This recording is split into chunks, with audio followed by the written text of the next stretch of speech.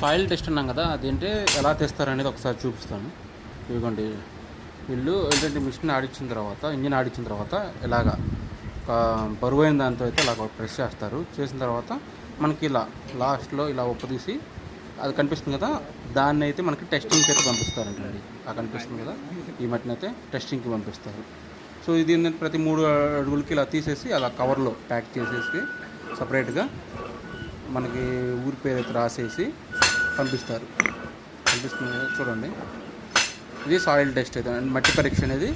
ఇది ఇలా కవర్లో పెట్టేసి ఎన్ని అడుగుల్లో ఈ మట్టి వచ్చిందనేది వాళ్ళు ఈ మనకి ఎల్లో కలర్ పేపర్ ఉంది కదా, ఆ పేపర్ మీద అయితే రాసి దాన్ని కూడా కవర్లో పెట్టేసి ఈ మొత్తం కలిపి ఒక కవర్లో పెట్టేసి పైకి పంపిస్తారు మనకి రిపోర్ట్స్ కోసం. అయితే అక్కడ పరీక్షలు చేసి మనం ఈ యొక్క ఆలయానికి ఎంత లోతులో అయితే ఈ పిల్లర్లు వేయాలి అనేది అయితే నిర్ణయించి దానికి తగ్గట్టుగా అయితే మనకి చెప్తారు.